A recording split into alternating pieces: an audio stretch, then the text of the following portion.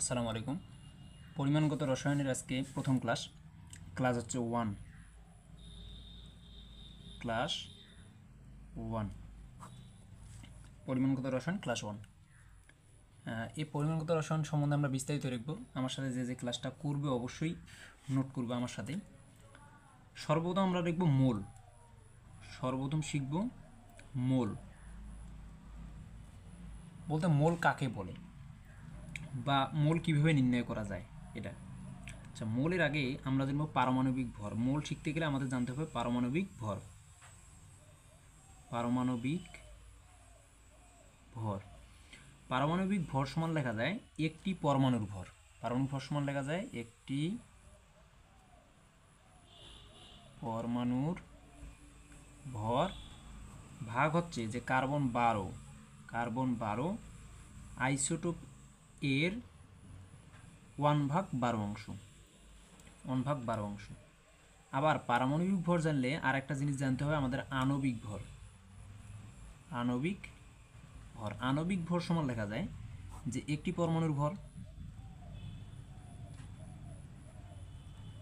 পরমাণুর ভর ভাগ কার্বন 12 আইসোটোপের 1/12 অংশ। আইসোটোপ ভর এর 1/12 অংশ। আচ্ছা, এই দুইটারই এদের কোনো একক নেই। এই যে আণবিক ভর এবং পারমাণবিক ভর এদের কোনো একক নেই। মনে রাখতে হবে এদের কোনো একক নেই। এই একক না থাকার কারণ হচ্ছে যে পারমাণবিক সংখ্যা ও আণবিক ভরকে গ্রাম এককে প্রকাশ করলে মোল সংখ্যা পাওয়া যায়, আর এই মোল সংখ্যার কোনো একক হয় না। দেখো, পদার্থের একটা এক্সট্রা আমরা জিনিস শিখি যে পদার্থের যে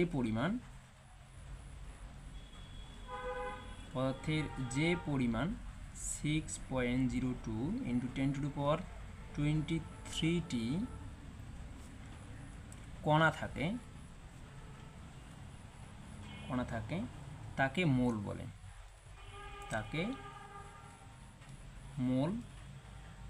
বলে। আচ্ছা, এই যে সংখ্যাটা আমরা দেখলাম, এই সংখ্যাটাকে বলা হয় অ্যাভোগাড্রোর সংখ্যা। এই সংখ্যাটাকে কি বলা হয়? এই সংখ্যাটাকে বলা হয় অ্যাভোগাড্রোর সংখ্যা। অ্যাভোগাড্রো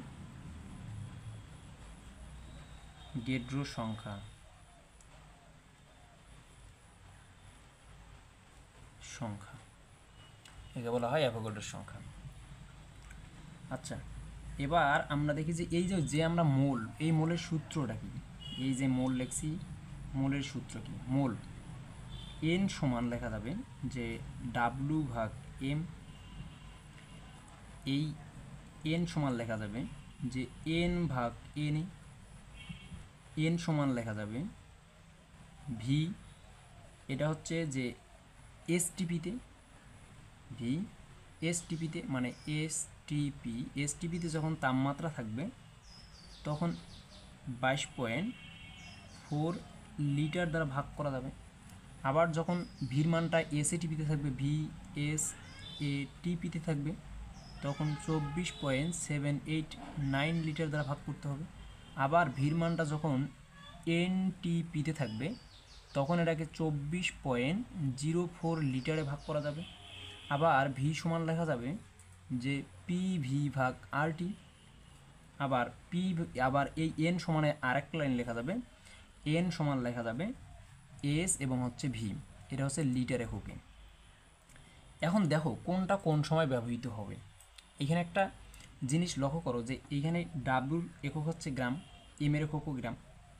আচ্ছা, একটু দেখো যে মোল, এই প্রথমটা কি? এন সমান হচ্ছে মোল সংখ্যা।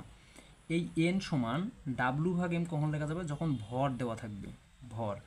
আবার এন সমান এই N/N কখন লেখা যাবে? যখন অণু বা পরমাণুর সংখ্যা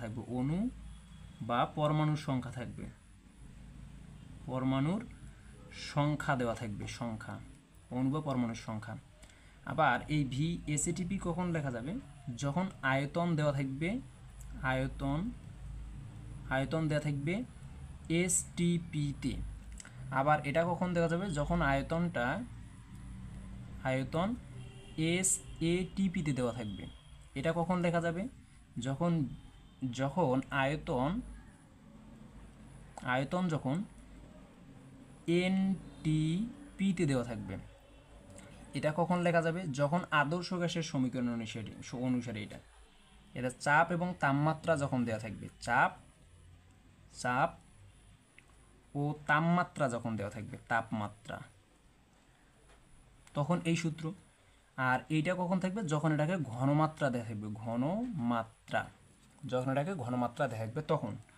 আচ্ছা, পরে এসো যে ঘনমাত্রা, এই যে আমরা বললাম ঘনমাত্রা, এই ঘনমাত্রার একক তো অনেক কয়েক প্রকারে হতে পারে, ঘনমাত্রার একক। আচ্ছা, আগে লিখি যে ঘনমাত্রার একককে প্রকাশ করা হয় মোলারিটি, নর্মালিটি এবং মোলালিটিতে।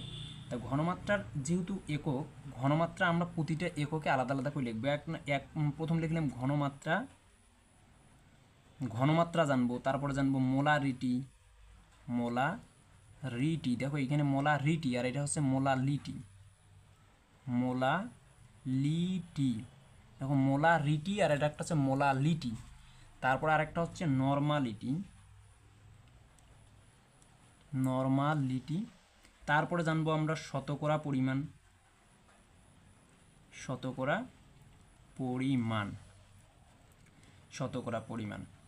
আচ্ছা, শতকরা পরিমাণ। এবার দেখো যে এই যে ঘনমাত্রা এই পর্যন্ত না হয় জানলাম, এই ঘনমাত্রার একক কিন্তু অনেক কয়টা। একটা হতে পারে ppm, হতে পারে ppb, হতে পারে ppt। আবার এই যে মোলারিটি, নরমালিটি, মোলালিটি, এদের এককও কিন্তু আলাদা আলাদা। আচ্ছা, একক আমরা একসাথেই দেখি, একক সহ একবারে দেখব। এই পর্যন্ত নোট করো এবং আমার সাথে নোট করতেই থাকো। দেখো এবার দেখো আমরা ওই মোলারিটি সম্বন্ধে আগে প্রথমত লিখব। মোলারিটি কখন বলা হবে বা মোলারিটি কাকে বলা হয়? এই এককটা বর্তমানে বেশি ব্যবহৃত হয়, সবচেয়ে বেশি ব্যবহৃত এই এককটা ব্যবহৃত হয়। মানে এই এককটা, এই মোলারিটি এককটা সবচেয়ে বেশি পরিমাণে ব্যবহৃত হচ্ছে। এই মোলারিটি কখন বলা হবে? মোলারিটি হচ্ছে যে 1 লিটার দ্রবণে যত মোল দ্রব দ্রবীভূত থাকে, 1 লিটার দ্রবণে যত মোল দ্রবীভূত থাকে, যত মোল দ্রব থাকে। আর এখানে তাপমাত্রাটা হচ্ছে নির্দিষ্ট, এখানে হচ্ছে নির্দিষ্ট তাপমাত্রা। তাহলে আমরা সংজ্ঞাটা কি লিখতে পারবো? যে নির্দিষ্ট তাপমাত্রায় 1 লিটার দ্রবণে যত মোল দ্রব দ্রবীভূত থাকে তাকে বলা হয় মোলারিটি। মানে নির্দিষ্ট তাপমাত্রায় 1 লিটার দ্রবণে যত মোল দ্রব দ্রবীভূত থাকে তাকে বলা হয় মোলারিটি। মোলারিটির কয়েকটা সূত্র আছে। মোলারিটিকে কী দ্বারা প্রকাশ করা হয়? ঘনমাত্রাকে প্রকাশ করা হয় সি দ্বারা। সি সমান লেখা যাবে N/V, সমান লেখা যাবে যে W ভাগ হচ্ছে MV, এটা হচ্ছে লিটার এককে। এবং যদি আরেকটা আমরা সূত্র জানি যে 1000 × W বা W × 1000 ভাগ হচ্ছে MV, এটা হচ্ছে মিলিলিটার এককে,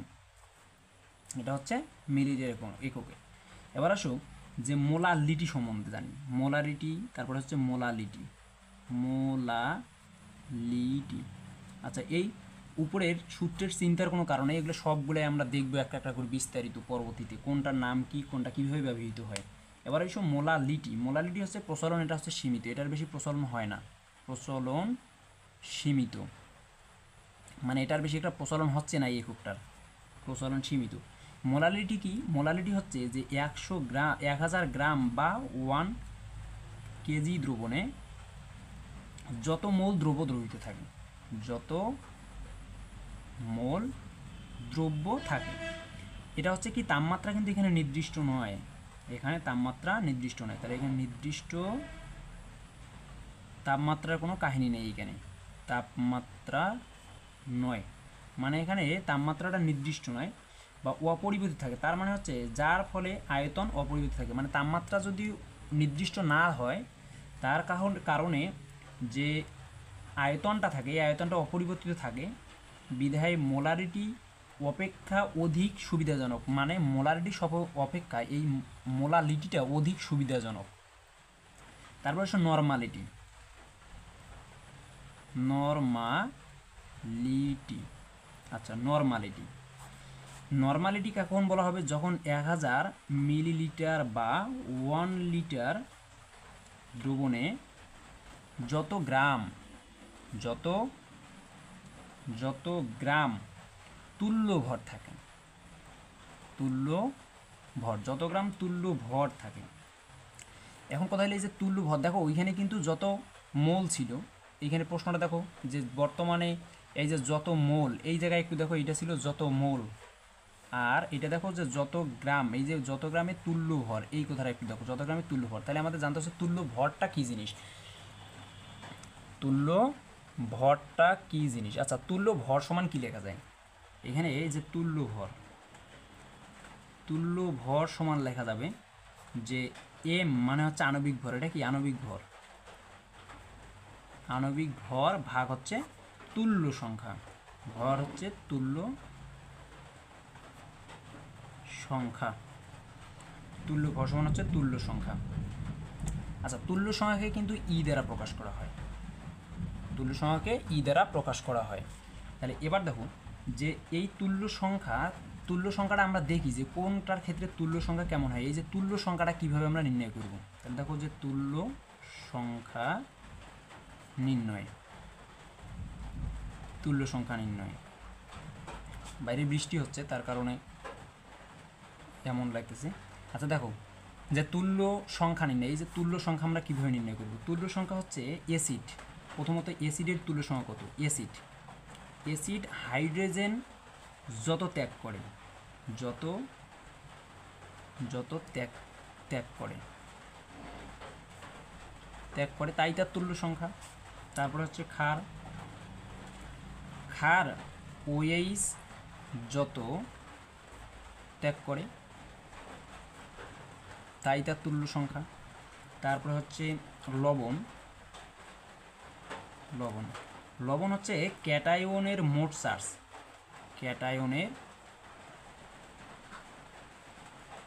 ক্যাটায়নের মোট চার্জ যত তত তার তুল্য সংখ্যা। আমরা প্রতিটারই উদাহরণ দেখব। যেমন এইখানে একটা দেখি অ্যাসিড, যেমন আছে HCl হাইড্রোক্লোরিক অ্যাসিড, এইখানে হাইড্রোজেন কয়টা ত্যাগ করে? একটা, তাহলে এর তুল্য সংখ্যা হচ্ছে 1। ক্ষার, যেমন মনে করো যে সোডিয়াম হাইড্রোক্সাইড, এইখানে OH কয়টা ত্যাগ করে? একটা, এটার তুল্য সংখ্যা 1। এবার দেখো মনে করো লবণ কি সোডিয়াম ক্লোরিন, এটার প্রতিটা আমরা একটা উদাহরণ দেখতেছি। তো লবণ ক্যাটায়নের মোট চার্জ, মানে হচ্ছে ক্যাটায়ন কত? ক্যাটায়ন হচ্ছে সোডিয়ামের চার্জ কত? 1, তার মানে এর তুল্য সংখ্যা হচ্ছে 1। তাহলে তুল্য সংখ্যার বিষয়টা ক্লিয়ার। আরও হতে পারে ধাতু হতে পারে, ধাতুর ক্ষেত্রে তুল্য সংখ্যা আমরা একটু দেখি। তাহলে ধাতুর কীরকম? ধাতুর হচ্ছে যোজনী যত, মানে ধাতু যত সংখ্যক যোজনী থাকে তত সংখ্যক হচ্ছে তার তুল্য সংখ্যা। তারপর হচ্ছে অধাতুর ক্ষেত্রে, অধাতুর ক্ষেত্রে হচ্ছে তুল্য সংখ্যা হচ্ছে যে যোজনী ইন্টু পরমাণুর সংখ্যা, যোজনী গুণন হচ্ছে পরমাণুর সংখ্যা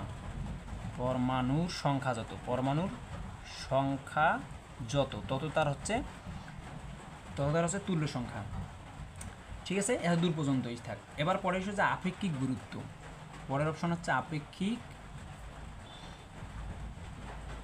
আপেক্ষিক গুরুত্ব। আমার সাথে অবশ্যই নোট করো আপেক্ষিক গুরুত্ব কাকে বলে? আপেক্ষিক হচ্ছে গ্রাম বা মিলিলিটার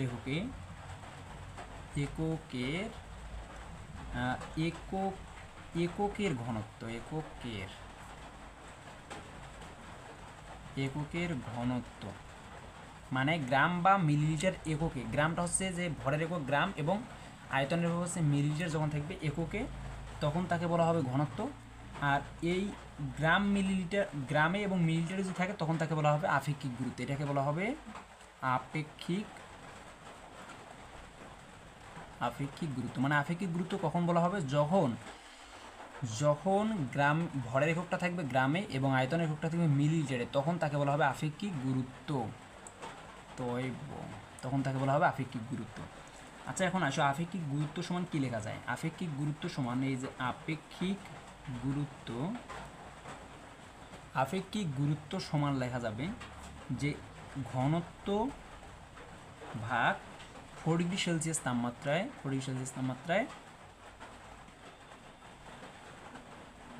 পানির ঘনত্ব 4 ডিগ্রি সেলসিয়াস তাপমাত্রায় পানির ঘনত্ব। তা আমরা জানি যে 4 ডিগ্রি সেলসিয়াস তাপমাত্রায় পানির ঘনত্ব হচ্ছে 1000। 4 ডিগ্রি সেলসিয়াস তাপমাত্রায় পানির ঘনত্ব কত? 4 ডিগ্রি সেলসিয়াস তাপমাত্রায় পানির ঘনত্ব হচ্ছে 1000। আচ্ছা, ধরে নিলাম আমি যে ঘনত্ব, এইখানে ঘনত্ব মনে করো যে 1500 কেজি মিটার ইনভার্স কিউব দেওয়া ছিল, আর পানির ঘনত্ব 1000 আমরা জানি 4 ডিগ্রি সেলসিয়াস তাপমাত্রায়, তাহলে 1000 কেজি মিটার ইনভার্স কিউব। এটা একটু মুখস্থ, এই 1000টা মুখস্থ পানির ঘনত্ব। আর এইটা মনে করো আমার প্রশ্নে দেওয়া ছিল, যদিও প্রশ্ন এখানে লিখি নেই, মনে করো প্রশ্নে দেওয়া ছিল। তাহলে অ্যান্সারটা দাঁড়াবে কত? আপেক্ষিক ঘনত্ব তাহলে হবে 1500 ভাগ হচ্ছে 1000, তাহলে অ্যান্সার করলে আসবে 1.5। এবং দেখো এটার একক হচ্ছে কেজি মিটার কিউব, এই যে দেখো কেজি মিটার ইনভার্স কিউব, এটার একক হচ্ছে কেজি মিটার ইনভার্স কিউব। তাহলে যদি দুইটাই একই এককে থাকে তাহলে এটা কাটাকাটি যায়, এর কোনো একক নেই। তাহলে আপেক্ষিক ঘনত্বের একখানে পাইলাম আমরা, কোনো একক নেই। আর একটা দেখো যে যদি আমরা যে বলছি যে মিলিলিটার এবং গ্রামে থাকবে, তাই এটা তো মিলিলিটার এবং গ্রামে বসাইনি, কেজিতে বসাইছি। তাহলে আরেকটা আমরা মিলিলিটার বা গ্রামে বসাই। দেখো যে পানির ঘনত্ব যদি আমরা বসাই কেজিতে, এই যে বলছি যে কেজিতে বসাবো, তাহলে আমরা বলছি না এই যে কেজি এবং মিলিলিটারে বসাবো, তা কেজি এবং মিলিলিটারে যদি বসাই, আচ্ছা পানির এককটা যদি কেজিতে বসাই, তাহলে পানির মনে করো যে ঘনত্ব ছিল 1500 কেজি মিটার কিউব ছিল, তাকে আমরা কী করবো? গ্রামে করব। কেজি থেকে গ্রাম করলে 10⁻³ দ্বারা গুণ দিলে গ্রামে এসে গ্রাম। আর যে আমরা হচ্ছে যে আয়তনটা কিসে ছিল, এই দিক আয়তনটা ছিল 1000, মনে করো যে 1 মিটার কিউব। তাহলে 1 মিটার কিউবকে আমরা কী করব?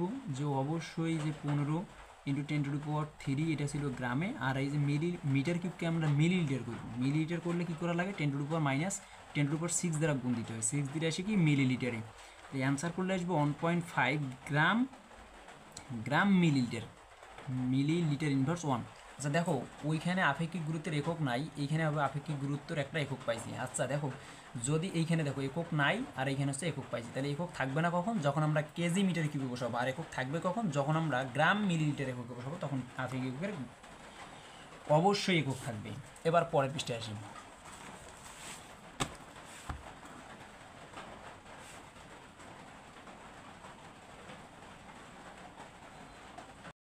আচ্ছা এবার দেখো হচ্ছে দ্রবণ।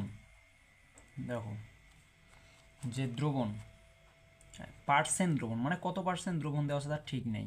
দ্রবণ পার্সেন্ট দ্রবণের ক্ষেত্রে কি লেখা যাবে? পার্সেন্ট দ্রবণ হতে পারে কি? Molarity normality.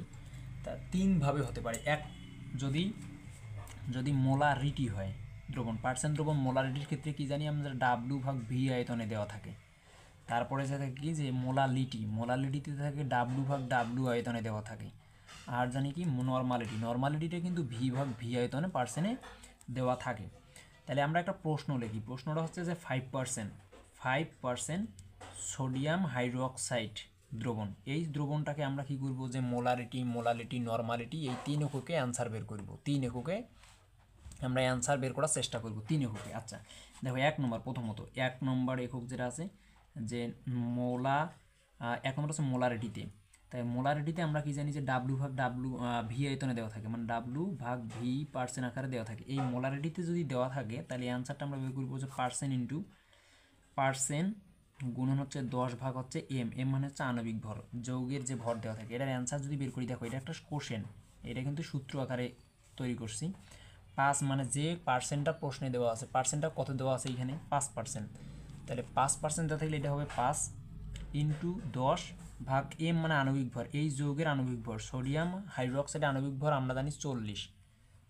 যদি কেউ 40 বের করতে না পারো যে কীভাবে 40 আসে, তাহলে সোডিয়ামের পারমাণবিক ভর হচ্ছে 23 ইন্টু সোডিয়াম পরমাণুর সংখ্যা 1 প্লাস অক্সিজেনের পরমাণুর সংখ্যা হচ্ছে পারমাণবিক ভর হচ্ছে 16 ইন্টু এর পরমাণুর সংখ্যা 1 প্লাস হাইড্রোজেনের পারমাণবিক ভর 1 এবং এর সংখ্যা হচ্ছে 1। তাহলে হিসাব করো 23 আর 24, 24 আর 16 হচ্ছে 40। এই জন্য হিসাব করলে আসবে 40 অ্যান্সার।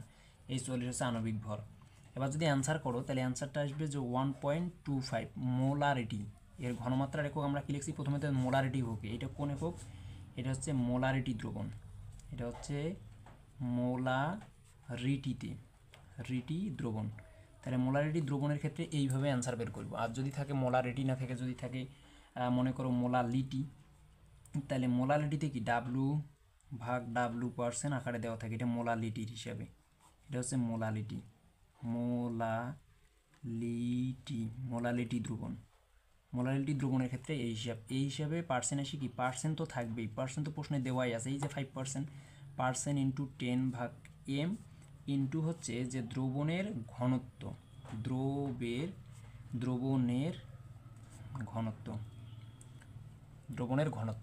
আচ্ছা, দ্রবণের ঘনত্বটার একক কি, গ্রাম, আর ভাগ হচ্ছে মিলিলিটার এককে থাকবে, এই এককে, এটা হচ্ছে একক। এবং এই দ্রবণের ঘনত্বটা, এই যে দ্রবণের ঘনত্ব, এই ঘনত্বটা প্রশ্নে সবসময় দেওয়া থাকে, এটা নিয়ে কোনো প্যারা নাই। তাহলে অ্যান্সার করো, মনে করো ওই যে 5% প্রশ্নে দেওয়া ছিল, প্রশ্ন তো একটাই, এই প্রশ্নটা আমরা 3টা এককে নির্ণয় করেছি, 5 তো 5 ইন্টু 10 ভাগ এম হচ্ছে 40, আর মনে করো যে ঘনত্বটা প্রশ্নে যেহেতু দেওয়া নাই, আমি ধরে নিলাম যে 1.5, এখানে যেহেতু প্রশ্ন নাই, 1.5 এম বা 1.5 ঘনত্ব, এই ঘনত্বের এককটা কী হিসেবে আছে, ঘনত্ব। আমরা জানি যে ঘনত্বটা প্রশ্ন ধরছি কত, যে 1.5 মানে 1500 কেজি মিটার কিউব, যে একটা কিছুক্ষণ আগে ধরলাম মিটার কেজি মিটার কিউব, যে এককটা ধরছি আগের পূর্বের পৃষ্ঠে আমরা ধরছিলাম, এই যে এইখানে, যে এইখানে 1500, এই প্রশ্নটাই আমরা ধরে নিছি। তাহলে ওই হিসেবে যদি অ্যান্সার করো, এখানে অ্যান্সার আসবে 1.87, এটা হচ্ছে মোলালিটি। এবার যদি নর্মালিটি আমরা ব্যবহার করি, নর্মালিটি, তাহলে নর্মালিটি কি, ভি ভাগ ভি পার্সেন্ট আকারে দেওয়া থাকে নর্মালিটি, এটা হচ্ছে নর্মালিটিতে কি পার্সেন্ট তো থাকবেই, পার্সেন্ট ইন্টু হচ্ছে 10 ইন্টু এম ইন্টু হচ্ছে দ্রবের ঘনত্ব। আচ্ছা দেখো, এখানে হচ্ছে দ্রবণের ঘনত্ব, আর এখানে হচ্ছে দ্রবের ঘনত্ব। তা দ্রব্যের ঘনত্বটাই কি, ওই যে গ্রাম মিলিলিটারেই দেওয়া থাকবে, এককেই দেওয়া থাকবে। এটার ঘনত্বটাও মনে করো যে 5% তো প্রশ্নে দেওয়া আছে, ইন্টু হচ্ছে 10 ভাগ এম হচ্ছে 40 ইন্টু ঘনত্বটা ধরে নিলাম 1.5, এটা প্রশ্নে দেওয়া থাকবে এই মানটা, এই যে 1.5, এটা সবসময় প্রশ্নে দেওয়া থাকে। অ্যান্সার আসবে 87 মিটার। ক্যালকুলেটার চাপ দিয়ে দেখি, চেক করিও। এবার আইসো যে ঘনমাত্রার একক হচ্ছে 3টা। ঘনমাত্রার একক কয়টা, ঘনমাত্রার একক হচ্ছে 3টা, ppm, এই একার পূর্ণরূপ হচ্ছে parts per million, PARTS, parts per million, এর মানে হচ্ছে 10⁶ গুলা থাকে। এবার হচ্ছে যে কি, পিপিবি মানে হচ্ছে পার্টস পার বিলিয়ন, এটা হচ্ছে যে 10⁹, এটা হচ্ছে বিলিয়ন। আবার হচ্ছে কি, যে পিপিটি মানে হচ্ছে পার্টস পার ট্রিলিয়ন, ট্রিলিয়ন মানে হচ্ছে 10⁻12, এটাকে বলা হয় ট্রিলিয়ন। তাহলে এবার একটু অপর পৃষ্ঠায় আসি। 1.25, একটা প্রশ্ন মনে করো যে 1.25 মোল সোডিয়াম হাইড্রোক্সাইড, এটাকে ppm, তারপর হচ্ছে ppb, তারপর হচ্ছে ppt, এই 3 এককে অ্যান্সার বের করব। তাহলে আমরা প্রথমত শুরু করি অ্যান্সার হিসাবে, এটা একটা কোশ্চেন নির্ণয় করো। তাহলে 1 নম্বর, যে 1 লিটার বা 1000 মিলিলিটার দ্রবণে, 1000 লিটার দ্রবণে সোডিয়াম হাইড্রোক্সাইড আছে কতগুলো, যে 1.25 মোল থাকে, তাহলে 1.25 মোল থাকে। তাহলে এটা যদি মোল থেকে গ্রামে আমরা হিসাব করি, মোল থেকে গ্রাম, তাহলে মোল থেকে আমাদের গ্রাম নিয়ে গিয়ে কী করতে হবে, 1.25 ইন্টু কত গ্রাম দেওয়া আছে প্রশ্নে। আমরা জানি যে এই সোডিয়াম হাইড্রোক্সাইডের কত গ্রাম, যে 40 গ্রাম থাকে, 40 গ্রাম, তাহলে এটা হচ্ছে গ্রাম এককে। তাহলে অতএব 1 মিলিলিটার, এই যে 1000 বা 1 মিলিলিটার দ্রবণে সোডিয়াম হাইড্রোক্সাইড থাকে কতগুলো, যে 1.25 ইন্টু 40 ভাগ হচ্ছে 1000, তাহলে এটার অ্যান্সার করলে কত আসবে, এটার অ্যান্সার একটা। তারপরে মনে করো যে এবার আসবে আমরা মিলিলিটার 6, মানে অতএব 1 মিলিলিটার মানে 10⁶ মিলিলিটার, 6 মিলিলিটার দ্রবণে কত থাকে, যে 1.25 ইন্টু 40 ভাগ হচ্ছে 1000, আর এখানে আছে 10⁶। তাহলে 10⁶ মানে আমরা জানি যে ট্রিলিয়নে আসে, তাহলে এটার যে অ্যান্সার আসবে তা কিসে আসবে, যে মিলিয়ন আসবে, এটা অ্যান্সার হিসেব করলে ppm এ অ্যান্সার আসবে। যদি ওই যা উপরে লিখছি 10⁶ মানে হচ্ছে ppm, তারপরে হচ্ছে 10⁻⁴ যদি 9 লিখি 9 মিলিলিটার, তাইলে আমরা জানি যে ppbতে আসে, তাহলে অ্যান্সার করবো 1.25 ইন্টু 40 ইন্টু হচ্ছে 10⁹ ভাগ হচ্ছে 1000, তাহলে এটার অ্যান্সার আসবে কিসে? অ্যান্সার আসবে ppbতে। তাহলে অ্যান্সারটা হবে যে 50 ইন্টু 10⁶ ppb। যদি 10⁹ নেই 9 মিলিলিটার, তাহলে অ্যান্সারটা আসবে pptতে।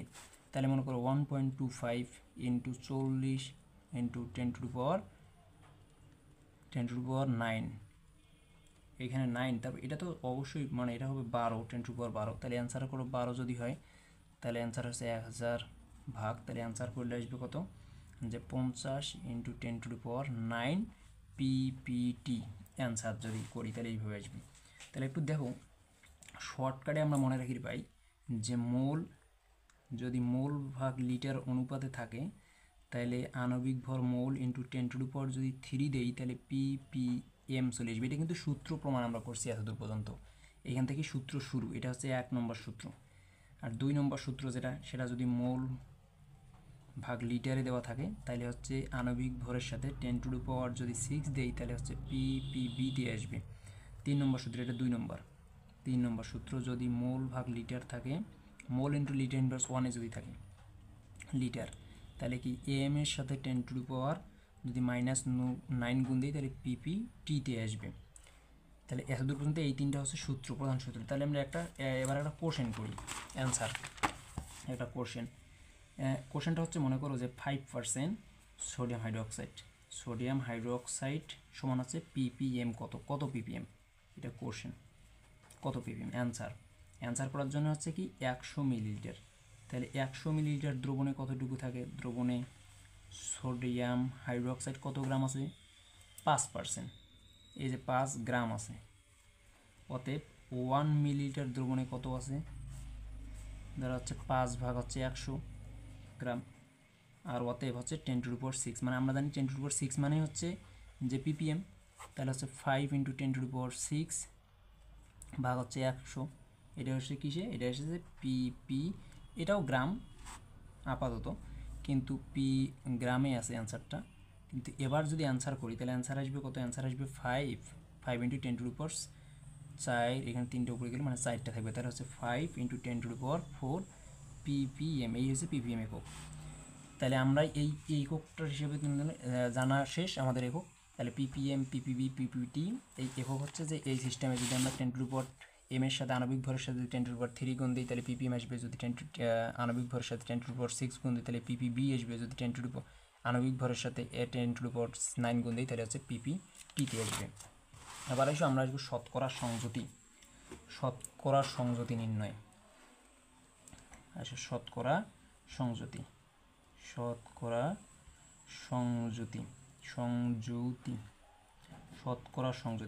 আচ্ছা, শতকরা সংযুতি কাকে বলা হবে? কোনো যৌগের বা মৌলের 100 গ্রাম এর মধ্যে কোনো মৌল যত গ্রাম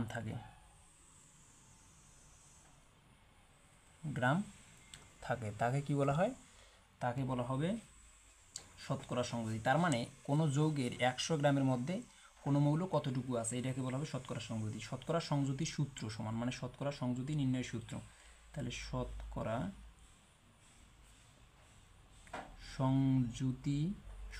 সংযুতি সমান, দেখো যে কোন মৌলের পারমাণবিক সংখ্যা, তাহলে হচ্ছে মৌলের থামো একটু, কালি শেষ, আর একটা কলম নেব। কোনো মৌলের পারমাণবিক সংখ্যা, পারমাণবিক সংখ্যা তো হয় না, পারমাণবিক ভর ইন্টু পরমাণুর সংখ্যা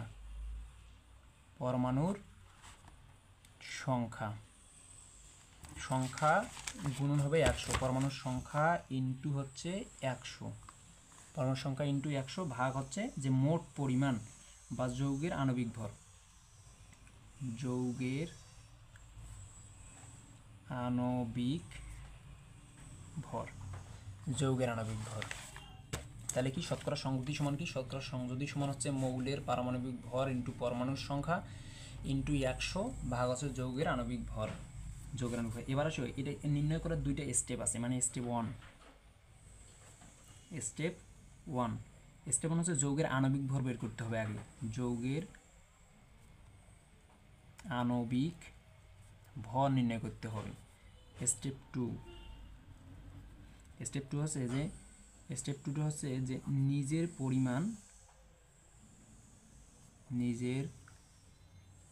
পরিমাণ ভাগ হচ্ছে মোট পরিমাণ ইন্টু হচ্ছে 100%। এবারে সেটা ম্যাথে আসি আমরা, একটা কোশ্চেন বা হচ্ছে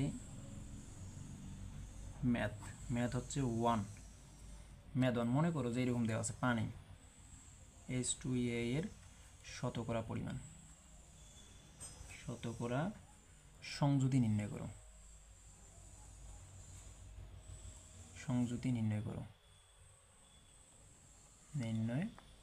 এটা প্রশ্ন, শতকরা সংযুতি নির্ণয় করো।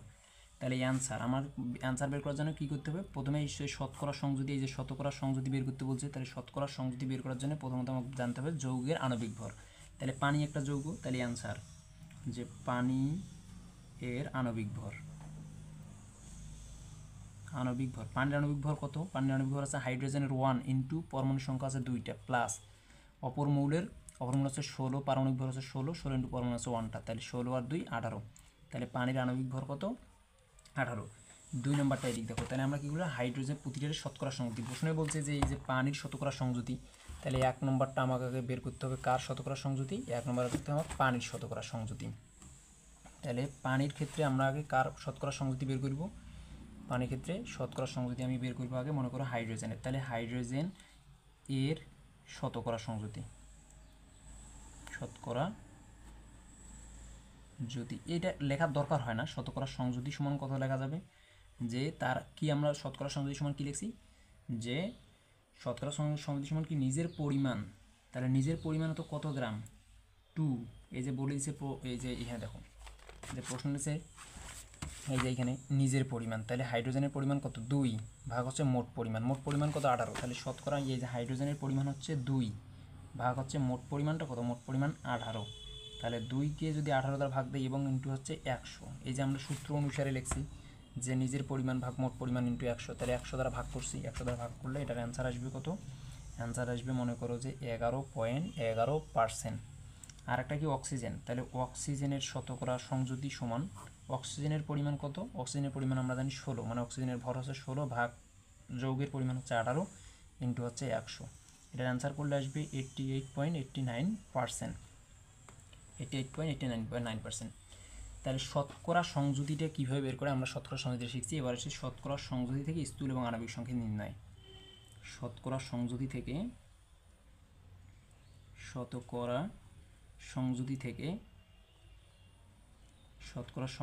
থেকে স্থূল ও আণবিক সংকেত নির্ণয়। আচ্ছা, 1 নম্বর যে আমরা প্রথমত কি নির্ণয় করব? স্থূল সংকেত।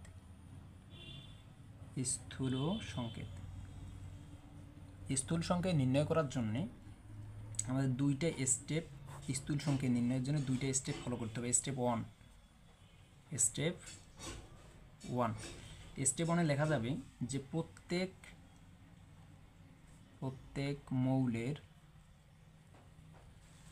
মৌলের শতকরা পরিমাণ,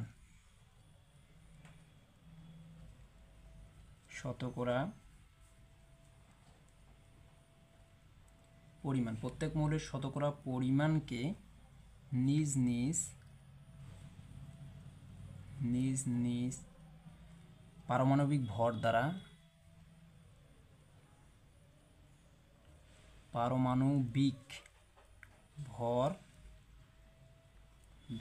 ভাগ করতে হবে।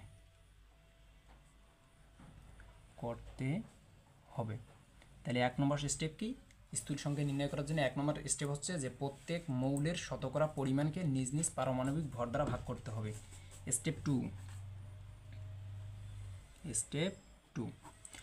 স্টেপ টুতে কী আছে? স্টেপ টুতে আছে যে প্রাপ্ত ভাগফল সমূহকে, মানে হচ্ছে প্রাপ্ত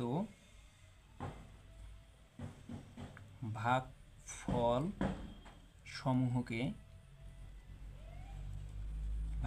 সমূহকে তাদের মধ্যে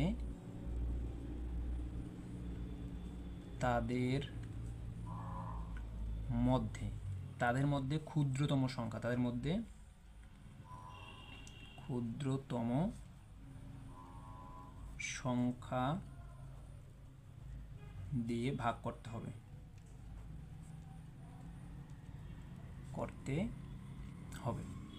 আচ্ছা, এবার যদি আণবিক সংকেত নির্ণয় করা, স্থূল সংকেত আমরা নির্ণয় করা শিখলাম, এবার আসে আণবিক সংকেত। প্রতিটাই আমরা ব্যাখ্যা করব, অ্যান্সার করার সময় ক্লিয়ার হবে। আণবিক সংকেত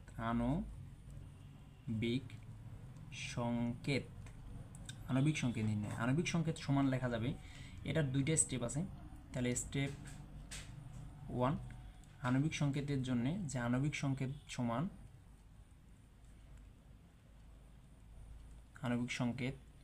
সমান স্থূল সংকেত ইনটু হচ্ছে এন। আর স্টেপ 2 ওই এনটা কীভাবে বের করব? স্টেপ 2 এই এন সমান লেখা যাবে যে যৌগের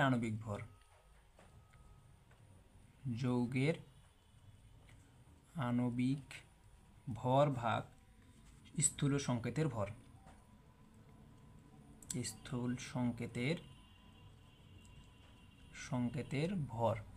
সংকেতের ভর। আসো একটা আমরা ম্যাথ করি আগে। স্থূল সংকেতের ভর একটা ম্যাথ শুরু করব। দেখো, মনে করো ম্যাথ এটা 101 ম্যাথটা দেওয়া ছিল, মনে করো হাইড্রোজেন সমান হচ্ছে 11.11%, অক্সিজেন সমান 88.89% হলে স্থূল ও আণবিক সংকেত বের করো। এটা একটা কোশ্চেন, যার আণবিক ভর এম সমান দেওয়া আছে মনে করো 18। অ্যান্সার প্রথমে আমরা কি করব? স্থূল সংকেত বের করার জন্য কি, যে প্রতিটা মৌলের তার শতকরা পরিমাণকে নিজ নিজ ভর সংখ্যা দ্বারা ভাগ করা। তার মানে আমি শর্টকাটে অ্যান্সার করেছি হাইড্রোজেন সমান তার শতকরা পরিমাণ কত দেওয়া আছে? 11.11% ভাগ তার আণবিক ভর মানে হচ্ছে 1। এটাকে অ্যান্সার আসবে কত? 11.11। এবং অক্সিজেন দেওয়া আছে, অক্সিজেনের শতকরা পরিমাণ 88.89%। ভাগ করতে হবে তাদের ভর দ্বারা। তার অক্সিজেনের ভর 16 দ্বারা ভাগ করলে অ্যান্সার আসবে 5.56। এবার যদি আমরা বলছি যে এদের মধ্যে ক্ষুদ্রতম সংখ্যা দ্বারা প্রতি ভাগফলকে ভাগ করতে হবে, তাহলে পরেরটা আসি যে হাইড্রোজেন ক্ষুদ্রতম, ওর নিজের মানটা কত হচ্ছে? 11.11। ক্ষুদ্রতম এই দুটোর মধ্যে ক্ষুদ্র সংখ্যা হচ্ছে 5.56 দ্বারা ভাগ। তাহলে 5.56 দ্বারা ভাগ করলে অ্যান্সারটা আসবে যে 2, মানে 1.96 আসবে, মানে মনে করো 2। তাহলে যদি অক্সিজেনেরও, তাহলে কত হচ্ছে? 5.56 ভাগ হচ্ছে 5.56। তাহলে অ্যান্সার করলে অ্যান্সার আসবে 1। আবার দেখো যে আমরা প্রথমে কি জানি যে প্রতিটা মৌলের শতকরা পরিমাণ তাদের ভর সংখ্যা দ্বারা ভাগ করার পর যে ভাগফল আসবে, ভাগফলের ক্ষুদ্রতম সংখ্যা দ্বারা প্রতি ভাগফলকে ভাগ। এই যে প্রতি ভাগফলকে ক্ষুদ্রতম সংখ্যা দ্বারা ভাগ করছি, যে সংখ্যাটা আসছে মনে করো 2 আর 1। তাহলে হাইড্রোজেনের পরিমাণ, যৌগ যদি তৈরি করি তাহলে যৌগটির স্থূল সংকেত কী হবে? যৌগটির স্থূল সংকেত সমান কত হবে? যে হাইড্রোজেন, মানে হাইড্রোজেন হবে 2টা এবং অক্সিজেন হবে একটাই, যে হাইড্রোজেন 2টা অক্সিজেন একটা। স্থূল সংকেত শেষ। এবার বের করবো কি? আণবিক সংকেত। ধরি, ওই যে প্রশ্ন বলছে আণবিক সংকেত বের করতে হবে, ধরি আণবিক সংকেত সমান, বা যৌগটির আণবিক সংকেত